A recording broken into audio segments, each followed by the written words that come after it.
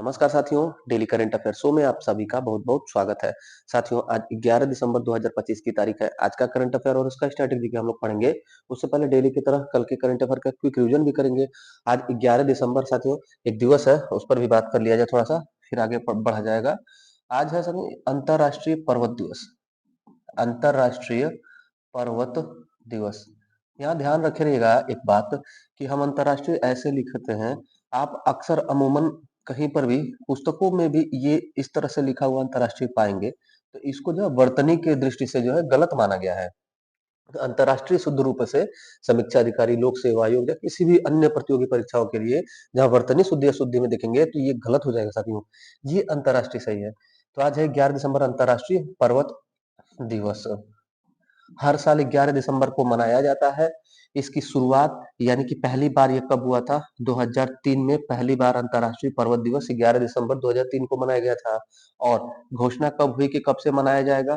तो 2002 ईस्वी में संयुक्त राष्ट्र संघ की जनरल असेंबली यानी संयुक्त राष्ट्र संघ की महासभा ने डिक्लेयर किया कि हर 11 दिसंबर को अंतर्राष्ट्रीय पर्वत दिवस मनाया जाएगा। उसके बाद 2003 से इसकी शुरुआत हो जाती है। अब करते हैं करंट का क्विक रिवीजन। कल के करंट का क्विक रिवीजन साथियों देखिएगा। पहला प्रश्न था नरसंहार नरसंहार अपराध के पीड़ितों की स्मृति और सम्मान का अंतर्राष्ट्रीय दिवस मनाया जाता है। उत्तर होगा बी 9 दिसंबर। 9 दिसंबर को हर साल अपराध नरसंहार वाला अपराध के पीड़ितों की स्मृति में सम्मान और अंतर्राष्ट्रीय दिवस। इसके अलावा साथियों इसके अलावा अंतर्राष्ट्रीय इसके अलावा अंतर्राष्ट्रीय भ्रष्टाचार रोधी दिवस भी मनाया जाता है। अंतर्राष्ट्रीय भ्रष्टाचार यानी करप्शन रोकने के लिए इसकी जागरूकता के लिए दिवस मनाया जाता है। अंतर्राष्ट्रीय भ्रष्टाचार रोधी दिवस भी 9 दिसंबर को ही मनाया जाता है। और 9 दिसंबर 1946 को संविधान सभा की पहली बैठक भी हुई थी। दूसरा प्रश्न कल पूछा गया था आपसे, देश में वित्तीय समावेशन के लिए प्रधानमंत्री जन धन योजना की शुरुआत हुई। उत्तर होगा ए 2014 में। अगला प्रश्न पूछा गया था 11वां भारतीय अंतर्राष्ट्रीय विज्ञान महोत्सव IISF 2025 का आयोजन कहाँ शुरू हुआ? उत्तर हरियाणा के पंचकुला में। चौथा प्रश्न पूछा गया था पीएम मोदी द्वारा संचालित छात्रों व शिक्षकों को सकारात्मक एवं तनाव मुक्त रखने वाला परीक्षा पे चर्चा का 9वां संस्करण कब आयोजित होगा? उत्तर अगले साल पहले महीने यानी जनवरी 2026 में। पांचवा प्रश्न पूछा गया था इंडिगो एयरलाइंस के सीईओ कौन है? उत्तर सी पीटर एल्बर्स। अगला प्रश्न पूछा गया था कर अनुसंधान हेतु टैक्स प्रज्ञा एआई प्लेटफॉर्म किसने बनाया? डेलाइट इंडिया कंपनी ने बनाया टैक्स प्रज्ञा एआई प्लेटफॉर्म। अगला था विश्व प्रसिद्ध वास्तुकार फ्रैंक गेहरी का निधन हो गया। इनका संबंध किस देश से? तो ये कनाडा के अमेरिकी वास्तुकार आर्किटेक्चर। अगला निम्नलिखित में से कौन सा सही सुमेलित नहीं है? द रॉन्ग वे होम पुस्तक सोनाली खुल्लर की है। रुक्मणी आंटी एंड आर के नारायण सीता भास्कर की पुस्तक है। केसरिया डॉक्टर SK चौहान की पुस्तक है। यही गलत हो जाएगा। नो वन अबोर्ड इनकी पुस्तक नहीं है। अगला प्रश्न 9वां प्रश्न था साथियों। 9 प्रश्न था कि 8 प्रश्न था? 9 प्रश्न था। क्रिकेट के तीनों प्रारूपों में शतक लगाने वाले छठे भारतीय खिलाड़ी बने। उत्तर यशस्वी जायसवाल। ये था साथियों कल के करंट अफेयर का क्विक रिवीजन 10 तारीख का 10 दिसंबर का क्विक रिवीजन। अब पढ़ते हैं आज का करंट अफेयर। आज का पहला प्रश्न है भारतीय वैज्ञानिकों ने 12 अरब साल पुराना आकाशगंगा की खोज की। उसका नाम है साथियों बी अलकनंदा। अलकनंदा नाम का एक अलकनंदा नाम का एक आकाशगंगा अभी हाल ही में खोजा गया अंतरिक्ष में साथियों। किसके द्वारा? किस देश के वैज्ञानिकों द्वारा? तो भारतीय वैज्ञानिकों द्वारा। कितना पुराना है? 12 अरब साल पुराना अलकनंदा नामक आकाशगंगा है। आकाशगंगा क्या होता है इसको देखिए साथियों। अगर हम छोटे रूप में यहाँ पर इतने में पूरा ब्रह्मांड को अगर समझें बना दिए, समझिएगा कि ये ब्रह्मांड है अगर, तो इस ब्रह्मांड में सबसे छोटा अगर देखना चाहते हो तो खगोलीय पिंड होता है। खगोलीय पिंड, उल्का पिंड हो गया, क्षुद्र ग्रह हो गया, ग्रह हो गए, ये सब एक एक ग्रह है। ग्रह और एक तारा अगर मिल जाए, एक तारा और उसके 6 7 8 10 ग्रह मिल जाए तो इसको एक सोलर सिस्टम कहा जाता है। जैसे हमारा एक सौर मंडल है, सूर्य एक सूर्य एक तारा है, मुखिया है, और उसके अगल बगल ग्रह, धूमकेतु, क्षुद्र ग्रह परिक्रमा करते हैं साथियों, तो इसको एक सौर मंडल कहा गया। ऐसे ही बहुत सारे सौर मंडल यानी सूर्य का परिवार बहुत सारा जब मिलता है तो इसको कहा जाता है साथियों आकाश गंगा। आकाश गंगा कहा जाता है। यानी कि ब्रह्मांड में अनगिनत करोड़ों अरबों तारे हैं और एक तारा का जो परिवार है वो सौर मंडल कहलाता है। अनेकों तारे यानी लाखों करोड़ों तारों का जो झुंड होता है उसको आकाश गंगा कहा जाता है। और ऐसे ही लाखों करोड़ों आकाश गंगा से पूरा हमारा ब्रह्मांड बना हुआ है। ठीक ना? तो अगर पूछा जाए कि एक आकाश गंगा में कितना तारा होगा तो लाखों करोड़ अनगिनत तारे होंगे। जैसे सूर्य एक तारा है साथियों। थोड़ा और डिटेल देखिएगा समझ में आएगा। खगोलीय क्षेत्र में भारतीय वैज्ञानिक राशि जैन और योगेश वड़ादकर और राशि जैन इन दोनों लोगों ने जेम्स वेब स्पेस टेलीस्कोप से अलकनंदा नाम का एक सर्पिलाकार आकाशगंगा की खोज की। किस आकार का है ये भी परीक्षा में महत्वपूर्ण है। सर्पिला आकार जैसे हमारा जो आकाशगंगा है जिसमें हमारा सोलर सिस्टम है साथियों उसका नाम है मिल्की वे या दुग्ध मेखला वो भी सर्पिला आकार का है। देखिएगा एबल 2744 क्लस्टर में यह पाया गया। क्लस्टर क्या है देखिएगा। जैसे हमने कहा ना तारा एक है उसका परिवार हो गया सौर मंडल और ये अनगिनत तारा जो है मिल जाएंगे तो आकाश गंगा हो जाएगा। एक आकाश गंगा में लाखों करोड़ों तारों के परिवार रहते हैं। ऐसे ही ये कई अगर आकाश गंगा मिल जाएगा तो एक क्लस्टर बनता है और क्लस्टर के बाद जो है अनगिनत क्लस्टर मिला करके तब एक ब्रह्मांड बनता है। हमारे ब्रह्मांड में अनेक क्लस्टर हैं और हर क्लस्टर में अनेक आकाशगंगा है और हर आकाशगंगा में अनेक तारा उनका परिवार है। देखिएगा इसकी खासियत क्या है। अलकनंदा जो अभी नवीनतम आकाशगंगा खोजा गया वह बिल्कुल हमारे दुग्ध मेखला की तरह बिल्कुल में यहाँ पर बड़ा ये पर आधा लौ नहीं रहेगा साथियों पूरा लौ रहेगा। बिल्कुल दुग्ध मेखला की तरह है। दुग्ध मेखला यानी कि मिल्की वे साथियों। मिल्की वे क्या है? मिल्की वे हमारे आकाशगंगा का नाम है जिसमें हमारा सूर्य और हमारा सौरमंडल स्थित है। इसके बारे में देखिएगा ये टेलीस्कोप से जो खोजा गया इसके बारे में स्टैटिक जी के इसका नाम है James Webb space telescope. James Webb telescope दूरदर्शी से इस आकाशगंगा को किसने देखा? राशि जैन और योगेश वडाडेकर ने। इसका स्ट्रेटेजी क्या है? इसको साथियों लॉन्च किया गया था 25 दिसंबर 2021 को यानी इसी महीने में 25 दिसंबर 2021 को यह टेलीस्कोप अंतरिक्ष में लॉन्च किया गया जो पृथ्वी से 1.5 मिलियन दूरी पर स्थापित है। इसका निर्माण किसने किया? जेएसडब्ल्यूटी का। इसका निर्माण किया नासा ने, ईएसए ने और कनाडा स्पेस एजेंसी ने। नासा अमेरिका की स्पेस एजेंसी, ईएसए यूरोप की स्पेस एजेंसी, सीएसए कनाडा की स्पेस एजेंसी तीनों ने मिल करके किया और यह साथियों अवरक्त अंतरिक्ष वेधशाला है यानी इंफ्रारेड विकिरण पर आधारित स्पेस वेधशाला है। दूसरा प्रश्न देखिएगा। भारत का पहला अंतरराज्यीय बाघ हस्तांतरण किस टाइगर रिजर्व में किया गया? बाघ है टाइगर है साथियों। अंतरराज्यीय यानी एक राज्य से दूसरे राज्य में शिफ्ट किया गया हमारे भारत में और ऐसा पहली बार हुआ है तो महत्वपूर्ण हो जाता है हमारे लिए। हुआ क्या है देखिएगा। रामगढ़ विषधारी टाइगर रिजर्व जो राजस्थान में स्थित है यहीं पर साथियों पेंच टाइगर रिजर्व जो मध्य प्रदेश और महाराष्ट्र की सीमा पर है यहाँ से बाघों को यहाँ पर शिफ्ट किया गया। बेसिकली बाघों को नहीं एक बाघ को शिफ्ट किया गया। उत्तर होगा बी। बस पूछा जाए भारत का पहला अंतरराज्यीय बाघ हस्तांतरण किस टाइगर रिजर्व में किया जा रहा है? रामगढ़ विषधारी टाइगर रिजर्व राजस्थान में किया जा रहा है। कहाँ से ये टाइगर आएगा? तो पेंच टाइगर रिजर्व जो मध्य प्रदेश और महाराष्ट्र की सीमा पर है वहां से आएगा। देखिएगा डिटेल इसका। इसमें साथियों आपके लिए पूरा टाइगर रिजर्व से जो स्टैटिक जीके पूछा जा सकता है। पहला टाइगर रिजर्व, सबसे बड़ा टाइगर रिजर्व, सबसे करंट का टाइगर रिजर्व, ये सब इस करंट के साथ देखिएगा। मध्य प्रदेश के पेंच टाइगर रिजर्व में राजस्थान के बूंदी जिले में स्थित रामगढ़ विषधारी टाइगर रिजर्व में एक बाघिन का स्थानांतरण किया जाएगा। एक ही सिर्फ बाघिन रहेगी साथियों, मादा बाघ। इसको मध्य प्रदेश यहाँ लिखा है, थोड़ा सा आप क्लियर रखिएगा। मध्य प्रदेश और महाराष्ट्र दोनों की सीमा पर है पेंच टाइगर रिजर्व। ज्यादातर हिस्सा उसका मध्य प्रदेश में पड़ता है।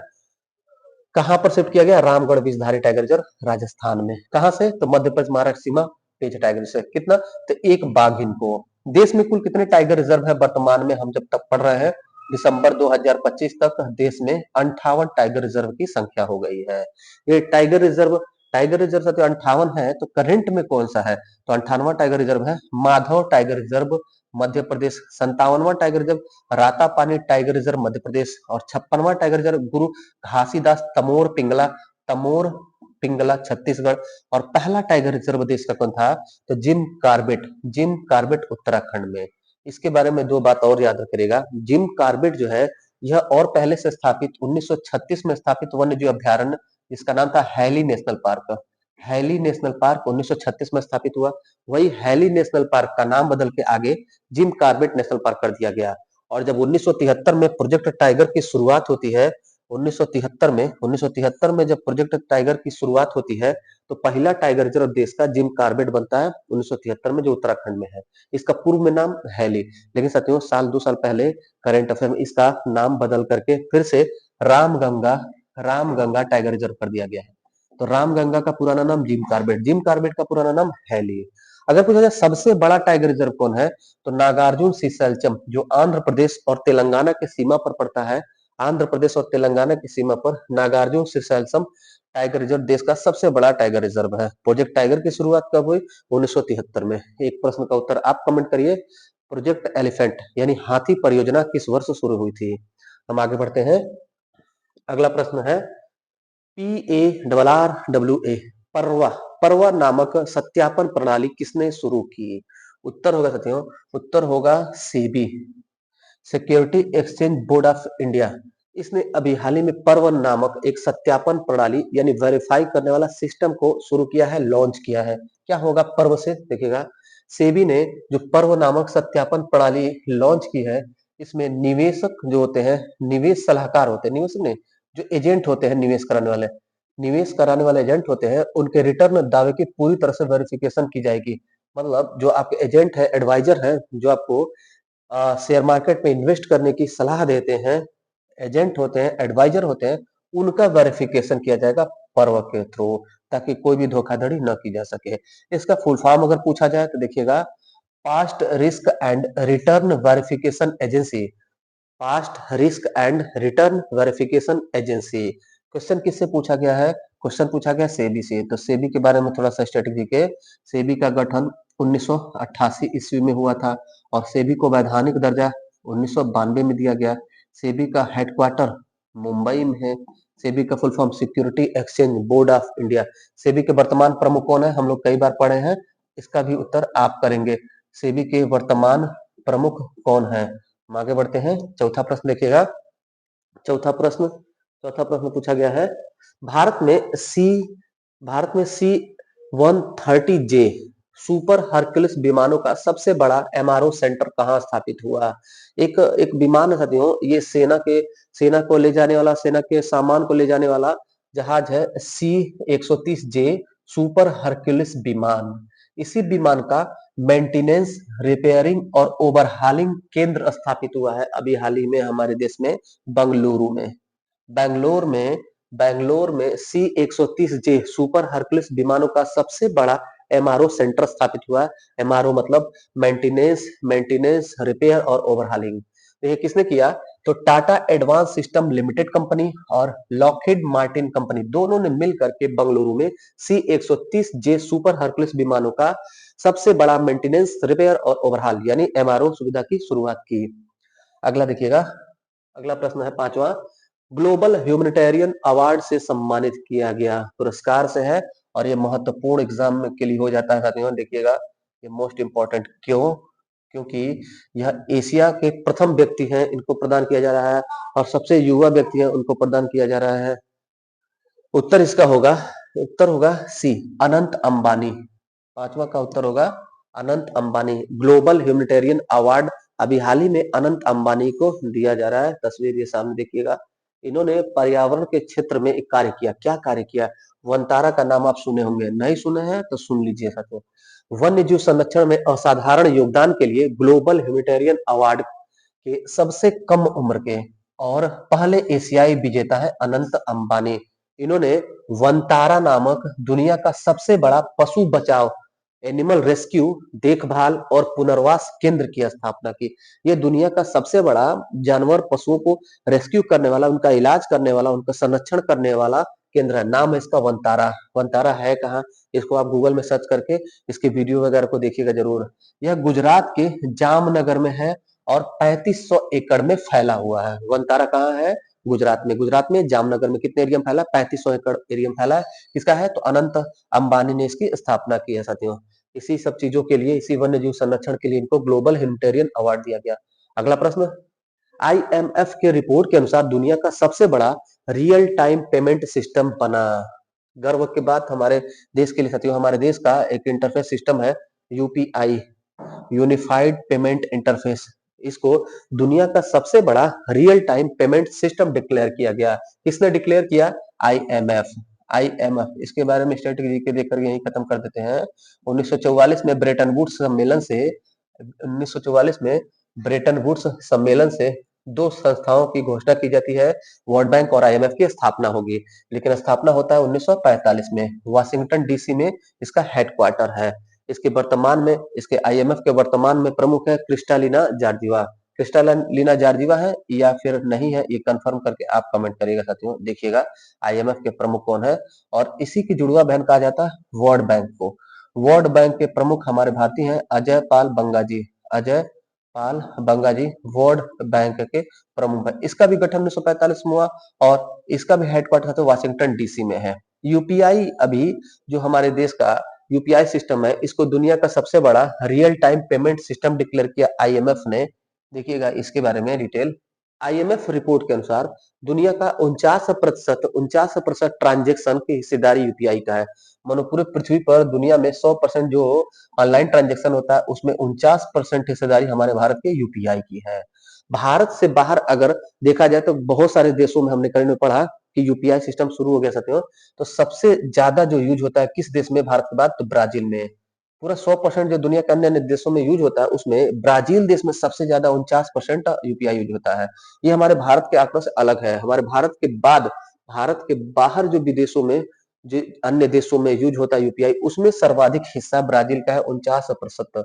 अच्छा, यूपीआई के बारे में देखा जाए और इसमें जो ऑप्शन दिया गया साथियों, आरटीजीएस, आईएमपीएस, एनईएफटी, ये भी बैंकिंग प्रणाली से संबंधित शब्दावली एग्जाम में कभी-कभी देखने को मिलते हैं। ये भी बैंकों से खाते में पैसा ट्रांसफर करने का एक सिस्टम है। इसका फुल फॉर्म देख लीजिएगा, आरटीजीएस बैंक में खाता में पैसा ट्रांसफर करने वाला सिस्टम। इसका फुल फॉर्म है real time gross settlement. RTGS real time gross settlement. IMPS immediate payment service. Immediate payment service. NEFT का फुल फॉर्म है national electronic fund transfer. National electronic fund transfer. UPI से question था, UPI सबसे बड़ा बन गया दुनिया का आईएमएफ के अनुसार। तो इसका फुल फॉर्म क्या होगा? Unified payment interface. Unified payment unified payment interface. Unified payment interface का गठन कब हुआ था? तो 2016 में हुआ था। किसने किया था? एनपीसीआई ने किया था। एनपीसीआई का गठन कब हुआ? 2008 में। एनपीसीआई को किसने बनाया था? तो इंडियन बैंकिंग एसोसिएशन और भारतीय रिजर्व बैंक आरबीआई दोनों ने मिलकर के बनाया था एनपीसीआई को। अगला देखिएगा, कृषि सोलर पंप लगाने के लिए गिनीज वर्ल्ड रिकॉर्ड किस राज्य ने बनाया है? एग्रीकल्चर के क्षेत्र में क्रांति हुई है। सोलर पंप, सौर ऊर्जा से चलने वाला पंप लगाया है सबसे ज्यादा ये महाराष्ट्र ने, और रिकॉर्ड बना दिया है लगा करके। इसके आंकड़ों को देखिएगा, महाराष्ट्र राज्य कृषि सोलर पंप लगा करके गिनीज वर्ल्ड रिकॉर्ड बना दिया है। क्या किया है देखिएगा, स्वच्छ ऊर्जा और टिकाऊ कृषि के क्षेत्र में उपलब्धि हासिल करते हुए महाराष्ट्र ने मात्र 30 दिनों में, एक महीने में 45,911 सौर ऊर्जा कृषि पंप स्थापित कर गिनीज वर्ल्ड रिकॉर्ड बनाया। विश्व में सबसे ज्यादा सौर पंप कहां पर है और भारत में कहां पर, ये भी आंकड़ा याद रखेंगे। विश्व में है चीन में सबसे ज्यादा सोलर पंप, और भारत में सबसे ज्यादा यही महाराष्ट्र है, जिसने एक दिन में 30 दिन में 45,911 लगा दिया, एक महीने में 45,911 लगा दिया। उसी राज्य में सबसे ज्यादा सौर पंप है। अगला देखिएगा, अगला क्वेश्चन है, पांडुलिपि विरासत को डिजिटाइज करने के लिए कौन सा राष्ट्रीय मिशन शुरू हुआ? पांडुलिपि, पांडुलिपि को डिजिटलाइज करने के लिए, उसको संरक्षित करने के लिए साथियों, डिजिटाइज ये शब्द ही है, डिजिटाइज, डिजिटलीकरण नहीं है। डिजिटाइज करने के लिए एक राष्ट्रीय मिशन की शुरुआत हुई, नाम है उसका ज्ञान भारतम पहल। ज्ञान भारतम पहल। ज्ञान भारतम पहल अभी हाल ही में शुरू किया गया है पांडुलिपि के संरक्षण के लिए, इसके डेवलपमेंट के लिए। पांडुलिपि क्या होता है? जैसे सुना होगा आपने साथियों कि रामायण का संकलन किया गया है, महाभारत का संकलन किया गया है। रामायण का संकलन किसने किया? रामायण, महाभारत और धार्मिक ग्रंथों को अपौरुषेय पुस्तक माना जाता है, तो हम पढ़ते हैं वाल्मीकि ने उसको लिखा, तो ये गलत है, लिखा नहीं, उन्होंने संकलित किया। तो वाल्मीकि ने जो रामायण को संकलित किया अपने हाथों से जो लिखा, या फिर अगर हम बात करें संविधान की, संविधान को जो लिखा गया हाथ से, ओरिजिनल जो अपने हाथ से लिखा था, प्रेम बिहारी रायजादा ने जो कैलीग्राफी किया था, ये जो ओरिजिनल संविधान जो हाथ से लिखा हुआ है या ओरिजिनल इतिहास की जो पुस्तक हुई जो लेखकों के द्वारा हाथ से लिखी गई उसी को पांडुलिपि कहते हैं। यहाँ तस्वीर में भी आप देख सकते हैं पांडुलिपि जो होता है ओरिजिनल लिखा हुआ, जैसे आपका हैंड रिटेन नोट्स हो गया ना, वो आपका क्या है, पांडुलिपि है, बस वही। तो हमारे प्राचीन पुस्तकें और साहित्य उन्हीं को संरक्षित करने के लिए देश में कौन सा मिशन, राष्ट्रीय मिशन शुरू हुआ, तो ज्ञान भारतम पहल मिशन। इसका डिटेल देखिएगा, इसका डिटेल है कि ये बजट 2025 में घोषणा किया गया। कब इसका घोषणा किया गया कि ये मिशन, ये पहल शुरू होगा, तो केंद्रीय बजट 2024-25 में संस्कृति मंत्रालय के अंतर्गत 2024-25 में ज्ञान भारतम मिशन शुरू हुआ।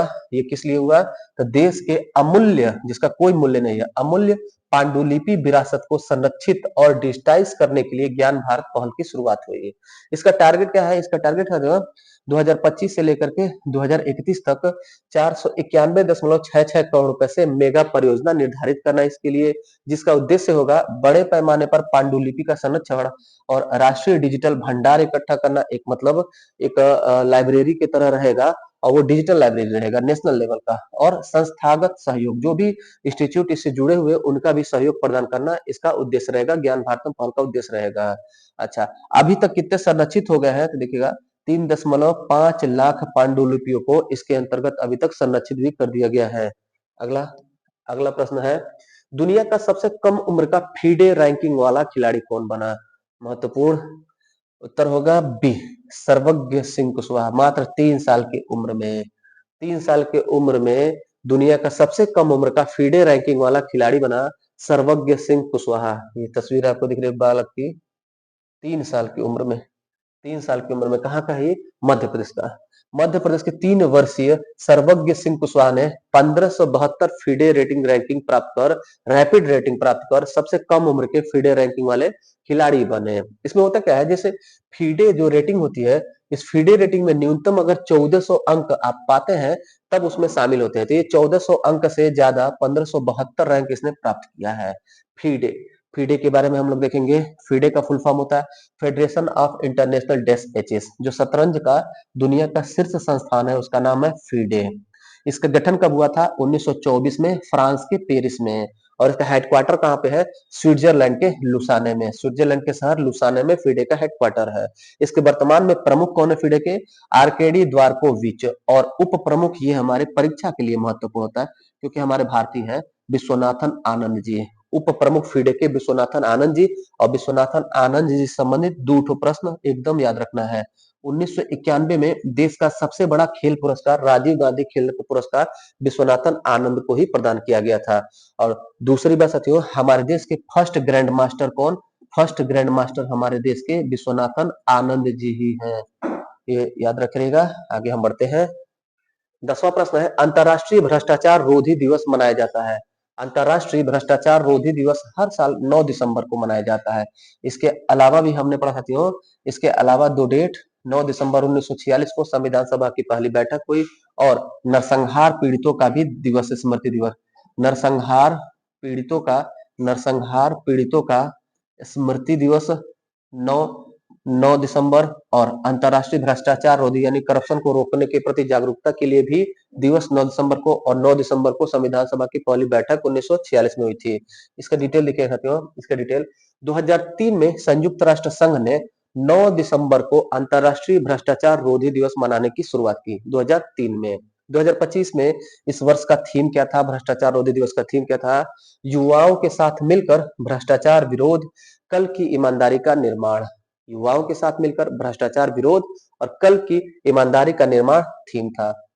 अगला अगला प्रश्न है, अगला 11वां और अंतिम प्रश्न साथियों, इंटेल के साथ सेमीकंडक्टर बनाने के लिए किसने समझौता किया? इंटेल, अमेरिकी कंपनी इंटेल के साथ हमारे भारत की कंपनी टाटा इलेक्ट्रॉनिक्स ने समझौता किया है, एमओयू पर हस्ताक्षर किया है, मेमोरेंडम ऑफ अंडरस्टैंडिंग पर। किस लिए? सेमीकंडक्टर बनाने के लिए, आईसी चिप बनाने के लिए समझौता हुआ है। देखिए डिटेल, देश में आईसी चिप बनाने हेतु इंटेल और टाटा इलेक्ट्रॉनिक्स में एमओयू पर हस्ताक्षर हुआ है। इंटेल जो अमेरिकी कंपनी, इसके वर्तमान में सीईओ कौन है? लिप बू टेन। सेमीकंडक्टर से संबंधित सेमिकॉन इंडिया मिशन महत्वपूर्ण है। Semicon India mission IC chip semiconductor बनाने के लिए हमारे देश में शुरू होता है 2021 में बजट इसका था 76,000 करोड़ रुपए। और सेमीकंडक्टर किससे बनता है? अर्धचालक अर्धचालक अर्धचालक किसको कहते हैं? अर्धचालक अर्धचालक कहते हैं जर्मेनियम और सिलिकॉन को। जर्मेनियम और सिलिकॉन को अर्धचालक कहते हैं। इसी में सबसे ज्यादा जो पाया जाता है सिलिकॉन, सिलिका बालू से, बालू में सिलिका बालू जो शीशे की तरह चमकता है, सिलिका बालू, इसी अयस्क से सिलिकॉन बनता है। और सिलिकॉन सिलिकॉन से पहली बार आईसी चिप किसने बनाया था? तो जे.एस. किल्बी ने। यानी आईसी चिप का आविष्कार किसने किया था? आईसी चिप का आविष्कार किया था जे.एस. किल्बी ने। आईसी चिप का फुल फॉर्म क्या है? Integrated circuit. इंटीग्रेटेड सर्किट इसका फुल फॉर्म है। हिंदी है समेकित समेकित परिपथ। अब करंट में बात करें तो सेमीकॉन इंडिया मिशन के तहत पहला जो सेमीकंडक्टर प्लांट स्थापित हुआ वो गुजरात के धोलेरा गुजरात में। और सर्वाधिक सर्वाधिक जो सेमीकंडक्टर प्लांट भी स्थापित होगा वो गुजरात में अनाउंस हुआ है, सर्वाधिक सर्वाधिक भी। और इसके अलावा यूपी स्पेशल में अगर पूछा जाए, यूपी का पहला सेमीकंडक्टर प्लांट तो वो नोएडा में स्थापित होगा, नोएडा में स्थापित हो भी रहा है। तो ये था साथियों आज का 11 महत्वपूर्ण करंट अफेयर। कैसा लगा क्लास? फीडबैक जरूर दीजिएगा। और ये कलर, इसका जो कलर बैकग्राउंड है इससे रिलेटेड भी आप फीडबैक दीजिएगा कि ब्लैक बैकग्राउंड हम लोग रखा जाए, डार्क रखा जाए कि व्हाइट रखा जाए, कमेंट जरूर करिएगा। बाकी मिलते फिर अगले क्लास में, तब तक के लिए धन्यवाद। जय हिंद।